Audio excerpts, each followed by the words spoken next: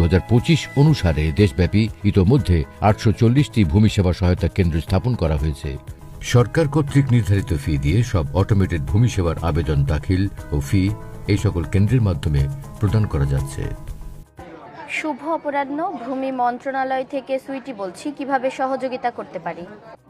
দেশের অভ্যন্তরে 16122 হটলাইন নম্বরে এবং বিদেশ থেকে +880961231612 নম্বরে কল করে 24 ঘন্টা 365 দিন মিউটেশন, খতিয়ান, মৌজা ম্যাপ বা ভূমি উন্নয়ন কর সহ অন্যান্য ভূমি সেবা সংক্রান্ত সকল তথ্য পাওয়া যাচ্ছে।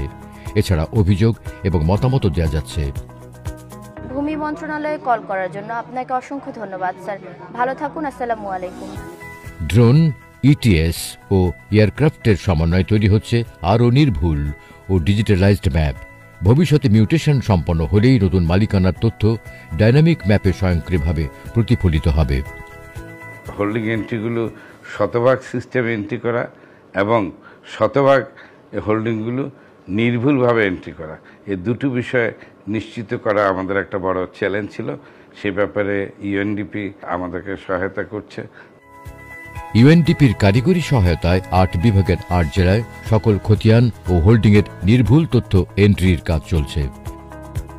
জয়পুরহাটে সব রেকর্ডীয় ও মিউটেটেড খতিয়ান এবং হোল্ডিংয়ের ডেটা এন্ট্রি ও ডেটা সংশোধনের কাজ শেষ হয়েছে। পর্যায়ক্রমে সারা দেশে এই কার্যক্রম বাস্তবায়ন করা হবে। এর ফলে ভূমি সেবা হবে আরও স্বয়ংক্রিয়, দ্রুত ও হয়রানিমুক্ত। ভূমির সঠিক ব্যবহার নিশ্চিত করতে ভূমির প্রকৃতি অনুযায়ী কৃষি, বসতি, শিল্প, বন, নদী ও সংরক্ষিত এলাকার জোনিং করা হচ্ছে।